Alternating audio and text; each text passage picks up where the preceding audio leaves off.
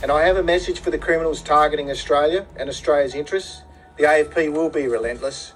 We will outsmart you. We will be a step ahead. Operation Ironside is just the beginning. And the AFP is living up to our maxim of keeping Australians safe. Un message clair de Rhys Kershaw, commissaire de la police fédérale australienne. Sans mentionner de nom spécifique, ce message était peut-être destiné à un homme en particulier, Mark Buddle. En tant que chef du gang de motards de Comancheros, il dirigeait l'un des plus grands empires de la drogue en Australie et menait une vie de luxe et d'opulence. Cependant, un événement de 2010 est revenu le hanter et l'a obligé à vivre en cavale. Mais c'est finalement une gifle donnée par des touristes britanniques sur les fesses de sa femme qui lui a causé le plus d'ennuis et conduit à sa chute. Voici l'histoire de Mark Buddle. Mark Douglas Buddle est né à Maroubra, en Australie, en 1984. Il a eu une enfance difficile et s'est rapidement tourné vers une vie de criminalité, ce qui l'a conduit à plusieurs séjours en prison pour mineurs. Vers l'âge de 21 ans, Mark a rejoint le tristement célèbre gang de motards australiens, appelé les Comancheros. Les Comancheros étaient, et sont toujours, un club de motards hors la loi redouté, réputé pour être fortement impliqué dans le milieu criminel en Australie. Le trafic de drogue est l'un des principaux crimes dans lesquels ils sont impliqués. Mais l'extorsion, les meurtres commandités, le blanchiment d'argent et les vols sont également des moyens courants de générer des revenus. Mark a toujours été ambitieux et voulait gravir les échelons des Comancheros pour se faire un nom. En mars 2009, le leader de l'époque du club, Mick Howie, a été arrêté pour son implication dans la désormais célèbre bagarre à l'aéroport, où un affilié des Hells Angels a perdu la vie. N'oubliez pas de regarder ma vidéo complète sur Mick Howie pour toute l'histoire. L'arrestation de Mick, et donc son absence, a provoqué un bouleversement dans la hiérarchie des Comancheros. Un homme nommé Duax Dax Ngakuru a pris la tête du club, devenant le nouveau commandant suprême. Cela aurait pu être une bonne opportunité pour Mark de prendre la place de Mick, mais son heure n'était pas encore venue, et il avait d'autres préoccupations. Is at the scene and joins me now on the line. Morning, Chloe. What can you tell us? Good morning, Alicia. Well, just after 5:50 this morning, a security guard working for the Chubb security firm was making a routine cash drop-off here at the Commonwealth Bank building in Sussex Street when he was approached by a man who jumped out of a silver Audi. Juste après 6 heures du matin, le lundi 7 juin 2010, Gary Allebon, âgé de 29 ans, faisait sa tournée dans son fourgon blindé et est arrivé au distributeur automatique de la Commonwealth Bank. Sa journée de travail avait commencé 2 heures plus tôt. Comme il le faisait souvent, Gary avait dit à sa femme Monica qu'il l'aimait et lui avait laissé une gentille note sur le banc de la cuisine de leur maison à Kirrawie avant de partir. Une fois arrivé à la Commonwealth Bank, tout devait se dérouler comme d'habitude. Gary et son collègue transportaient $300 000 pour approvisionner le distributeur automatique. Mais avant qu'ils ne s'en rendent compte, 3 hommes armés ont fait irruption et leur ont ordonné de lever les mains. Et ils ont exigé que Gary et son collègue remettent toutes les cassettes des billets, ce qu'ils ont fait. Les 2 hommes n'ont pas résisté et ont coopéré comme ils avaient été formés à le faire. Puis, quelque chose de complètement inutile et dévastateur est arrivé. Alors que Gary se tenait dos aux voleurs, les mains en l'air, ne représentant absolument aucune menace, l'un d'eux a jugé nécessaire de lui tirer une balle dans le dos. Un seul coup. Gary est tombé. Le tireur a ensuite volé l'arme de service de Gary avant de s'enfuir avec ses complices à bord d'une Audi S8 argentée, avec un 4e complice au volant. Gary a été transporté d'urgence au Royal Prince Alfred Hospital, mais a succombé à ses blessures peu après son arrivée. 3 heures après que Gary ait quitté sa maison, Monica allume la télévision pour regarder les informations de 7 heures et entend qu'un agent de sécurité a été abattu lors de la livraison d'argent en ville. Elle a instantanément tombé malade et su qu'elle venait de perdre son mari, avec qui elle était mariée depuis 25 ans. Pour aggraver encore les choses, Gary n'était qu'à 8 mois de la retraite. L'Audi a été retrouvée plus tard complètement incendiée, non loin du clubhouse des Comancheros. Parce qu'il s'agissait d'un acte lâche, une récompense de $100 000 a été offerte dans l'espoir d'aider l'enquête. Nous pensons avoir une idée claire des événements de la journée et une assez bonne idée de l'identité des personnes sous les cagoules. Mais nous avons besoin de l'aide de la communauté pour renforcer notre dossier au-delà de toute doute raisonnable. Ne vous y trompez pas, ce n'était pas un vol qui a mal tourné. Gary Allebon avait obéi à leur ordre et a été exécuté de sang-froid. a déclaré le détective surintendant par intérim Grant Taylor. Gardez cet incident à l'esprit. Nous y reviendrons plus tard car il s'agit d'une partie importante de l'histoire. Peu avant 1h du matin, le 29 décembre 2010, la police et les pompiers ont reçu un appel d'urgence concernant un grand incendie sur Coogee Bay Road. Sur place, ils ont vu les flammes s'échapper des fenêtres d'un salon de tatouage appelé Coogee Inc. Près de 30 voisins ont dû être évacués à cause de l'incendie. Un couple vivant à côté du salon a déclaré que la police avait fait irruption dans leur appartement vers 1h du matin, alors qu'ils dormaient en criant « Sortez, sortez immédiatement ». Finalement, les pompiers ont maîtrisé l'incendie et heureusement, personne n'a été blessé. L'enquête a révélé qu'il ne s'agissait pas d'un accident. Selon des témoins, la vitrine du salon avait été brisée juste avant que quelqu'un ne jette un cocktail Molotov à travers le verre brisé dans le salon. Petit à petit, tout a commencé à prendre sens. Coogee Inc. appartenait à Dwax, Mark et un troisième homme. Il s'agissait très probablement d'une attaque directement dirigée contre eux. Pour comprendre la raison potentielle de cette attaque, nous devons remonter un peu dans le temps. Comme tout autre gang de motards, les Comancheros avaient plusieurs ennemis. L'un d'entre eux était le club motard Notorious. La querelle entre les deux gangs aurait pu commencer dès 2008, lorsque la voiture du leader Alan Sarkis a été explosée. Cet attentat était soupçonné d'avoir été perpétré par les Comancheros. Au cours des 2 années suivantes, les deux gangs de motards se sont attaqués l'un à l'autre. Par conséquent, la police a déclaré qu'il pouvait s'agir d'un acte de représailles de la part du club de motards Notorious, bien qu'il faille noter qu'aucune personne n'a été poursuivie pour cette attaque. De plus, comme je l'ai dit plus tôt, les Comancheros avaient de nombreux ennemis. Le nombre d'ennemis pourrait très bien expliquer pourquoi le commandant suprême Dwax Dax Ngakuru a fui l'Australie pour la Turquie en 2011. Le fait que les enquêtes sur lui aient commencé à s'intensifier pourrait aussi avoir été la goutte d'eau. Cela a laissé la place de chef des Comancheros grande ouverte pour le très ambitieux Mark. Contrairement à la fois précédente, il a cette fois saisi l'opportunité et est officiellement devenu le nouveau commandant suprême des Comancheros. Le titre de commandant suprême a donné à Mark le sentiment qu'il était invincible. Personne ne devait oser dire quoi que ce soit à son sujet, et encore moins parler de sa mère. Le 18 décembre 2011, Mark a visité le suprême Spearmint Rhino, situé sur King Street, avec 3 autres personnes. Puis, à 10 minutes de 3 heures, une bagarre a soudainement éclaté. Mark, portant une chemise blanche, s'est retrouvé dans une altercation verbale avec un homme qui aurait dit quelque chose à propos de sa mère, ce que je ne peux pas répéter à cause des règles de la plateforme. Pendant 2 minutes, les coups de poing et de pied ont commencé à fuser. L'un de ses adversaires, qui a été frappé et battu, a perdu 2 dents, et a eu 3 dents fracturées et 1 dent brisée. Un autre homme a eu la main cassée.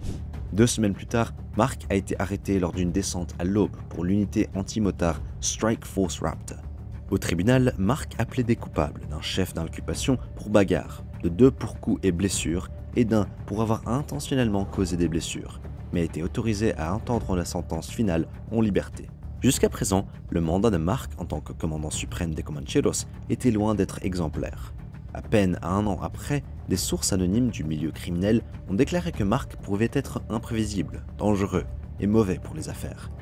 Il a un style de leadership différent par rapport au président précédent. Il y a un groupe central et peu d'amour partagé ailleurs, a déclaré une source. Cela a conduit à des troubles au sein des Comancheros, avec des membres s'attaquant entre eux et finalement un membre éliminé, Failau Pisu. 2 jours plus tard, le cousin de Mark et un autre membre des Comancheros, John Devine, a été blessé par balle, mais a survécu. Pendant ce temps, Mark lui-même a connu plusieurs séjours en prison. À ce moment-là, c'était un peu le chaos. Cependant, en 2013, les Comancheros ont ouvert un nouveau chapitre dans le sud de Sydney. Ce chapitre a été ouvert par Mohamed Hijazi, l'un des membres les plus haut placés et considéré comme un potentiel commandant suprême, car Mark se retrouvait fréquemment derrière les barreaux. Passons rapidement au 6 janvier 2014, où Mark a été une fois de plus arrêté, cette fois sur la Gold Coast, dans le Queensland. Il faisait l'objet d'un mandat pour la bagarre au Spearmint Rhino, pour avoir menacé un officier de police du Queensland et sa famille en 2012. Quelques mois après son arrestation, Mark a été condamné à passer au moins 9 mois en prison, suivi de 6 mois de libération conditionnelle. L'avocat de Mark, Graham Turnbull, a plaidé que son client ne soit pas incarcéré, mais le juge n'était pas d'accord. Mark aurait dit au tribunal qu'il était dévoué à ses jeunes enfants et qu'il prévoyait épouser sa petite amie à sa sortie de prison. Eh bien, à propos de cela, à peine 5 jours après avoir terminé sa libération conditionnelle, Mark a de nouveau été arrêté en juillet 2015, accompagné de sa petite amie et de sa fille. Mark a tenté de quitter l'Australie à bord d'un avion Bel Air BE-20 King qu'il avait affrété, lui coûtant plus de 50 000 $. Tout le voyage était censé être une escapade de rêve, marquée par une demande en mariage surprise sur les plages de Nournéa. Après avoir atterri à l'aéroport de Newcastle pour ravitaillement et vérification des passeports, des agents de la force frontalière australienne ont décidé d'interrompre l'avion et effectuer une fouille. Lors de la fouille de l'avion, les agents ont trouvé plus de 60 000 $ australiens non déclarés, dont plusieurs sacs. La police est arrivée et a accusé Mark de blanchiment d'argent et d'avoir emporté plus de 10 000 $ hors d'Australie sans déclaration. Selon la police, Mark s'est approché des agents et a dit « Ma petite amie a rempli les papiers. Je n'avais que 10 000 $ et elle avait le reste. » Intéressant à en dire le moins. Mark a passé 2 mois en prison avant d'être à nouveau libéré. Tu te souviens de Gary Allibon, l'homme innocent qui a été abattu lors du vol à main armée. Après 6 ans d'enquête, personne n'avait été encore poursuivi. Cependant, la police a annoncé que Mark était une personne d'intérêt dans cette affaire. La police soupçonne que le fait que Mark ait été déclaré personne d'intérêt l'a poussé à fuir l'Australie pour de bon. Son départ du pays a eu un grand impact sur les Comancheros. Comme mentionné plus tôt, il y avait déjà beaucoup de troubles au sein du gang. Maintenant qu'il est parti, un vide de pouvoir s'est créé, provoquant une querelle qui a divisé les membres entre leur chef en exil et un autre plus proche. Pendant des mois, la police à l'unité anti-motard Strike Force Raptor ont été en état d'alerte. Des violences ont éclaté de temps à autre parmi les Comancheros. Au début de 2017, Ali Bazi, le bras droit de Mark, s'est disputé avec un autre membre haut placé des Comancheros, Mezan Chandab. Cela a conduit Mark à envoyer un message à tous les membres des Comancheros, disant « Je suis le effing commandant du monde. Personne ne doit toucher un autre membre ou créer un autre chapitre sans ma permission. Ali est en charge jusqu'à mon retour. » En conséquence, Mezan Chandab a décidé de quitter le club et a emmené 20 membres avec lui. L'escalade de détention à la crainte d'une bataille totale à travers Sydney ont incité la police à la Strike Force Raptor à intervenir. Ils ont fait des descentes dans la maison des membres et associés des Comancheros, utilisant la législation sur les ordres d'interdiction armes à feu qui permet à la police de fouiller des suspects ainsi que leurs domiciles et voitures sans mandat. Pendant que tout cela se passait, Mark, menant la belle vie sous le soleil de Dubaï, tout en restant fortement impliqué dans le trafic de drogue. Pendant l'année 2020, le prix de certaines drogues a chuté en Australie, entraînant des bénéfices beaucoup plus faibles pour Mark et ses associés trafiquants de drogue. Selon le Daily Telegraph, il a créé la Commission, à l'instar de Lucky Luciano, dans le but de créer un cartel de la drogue de style mafieux capable de contrôler les prix de drogue dans la rue. Le groupe était composé de plusieurs grands acteurs du commerce de la drogue en Australie. Il leur envoyait les messages suivants. À tous les principaux acteurs en Australie et à l'étranger, tous ceux qui travaillent à Sydney, NSW. À partir de 2021, une commission de Sydney sera formée. Comme vous l'avez vu en 2020, le prix du Fry, argot pour la méthamphétamine, a atteint 250 000 et en un mois, il est tombé à 80 000. C'est parce qu'il n'y a pas de structure, pas de règles, pas de raisonnement et pour être honnête, pas de bon sens. Mark voulait également faire payer ces grands acteurs une taxe pour toute leur importation de drogue dans le pays. En retour, il s'assurait que tout le monde puisse vendre ses drogues en toute sécurité et que le prix reste stable. La police du NSW a déclaré qu'elle avait observé une hausse des prix des drogues à cette époque, bien que cela ne soit pas confirmé comme étant le résultat de l'approche de Mark. Les affaires allaient mieux et tout semblait aller pour le mieux pour Mark. Mais Mark Buddle ne serait pas Mark Buddle sans s'attirer des ennuis de temps en temps. Après 5 ans, son séjour à Dubaï s'est terminé brusquement, à cause d'un incident plutôt intéressant. Exiled Sydney bikie boss Mark Buddle has clashed with English tourists in Dubai. Vision posted on Instagram shows the heavily tattooed Comanchero at the back appearing to spit and shout threats as restaurant staff try to separate the groups. New South Wales police are said to be keen to speak to Buddle, but he's been in Dubai since 2016. Selon des témoins, l'un des touristes britanniques a giflé les fesses de Mel, la femme de Mark. Cela a rendu Mark furieux, ce qui est tout à fait compréhensible. Cependant, Dubaï est un des endroits où il vaut mieux éviter de se mettre dans des ennuis. Pour éviter tout problème juridique et toute poursuite, Mark a fui en Turquie et s'est ensuite installé au Chypre du Nord, un État uniquement reconnu par la Turquie, qui n'est pas de traité d'extradition avec l'Australie. Un bon endroit pour se cacher, n'est-ce pas? Eh bien, tu doutes peut-être de la suite. Le 9 juillet 2022, Mark a été arrêté sur l'île et peu de temps après, extradé vers la Turquie. Une décision d'expulser Mark Douglas Battle, qui s'est avérée être une menace pour la paix et la sécurité de notre peuple, a été prise vendredi, a déclaré le ministre de l'Intérieur de Chypre du Nord. Mark et son avocat ont toutefois affirmé. Les politiciens le pressaient pour de l'argent. Il avait versé des pots de vin pour rester en liberté. Mais ils en demandaient toujours plus. En août 2022, Mark a été expulsé de Turquie vers l'Australie et par la suite arrêté en Australie pour avoir importé 160 kg de cocaïne d'une valeur de 40 millions de dollars australiens à Melbourne en mai 2021. Les documents judiciaires montrent également que Mark a été inculpé de complot entre le 19 mars et le 3 juin 2021 en vue d'importer une quantité commerciale d'une drogue contrôlée par les frontières. Chaque infraction est passable d'une peine maximale de réclusion à perpétuité. On peut donc dire que la situation ne s'annonce pas favorable pour lui. En ce qui concerne l'affaire Gary Allebon, il n'est pas clair s'il fera face à des répercussions pour cela aussi. La récompense a été multipliée par 10, passant de 100 000 à 1 million de dollars en 2020. Mais en 2024, personne n'a encore été poursuivi. Comme toujours, n'oublie pas de laisser un commentaire pour partager tes réflexions sur la vidéo d'aujourd'hui et n'oublie pas de laisser un j'aime. Ça aide vraiment la chaîne. Assure-toi également de t'abonner et de cliquer sur la cloche de notification pour être toujours informé lorsque je publie une nouvelle vidéo. J'espère te voir dans la prochaine.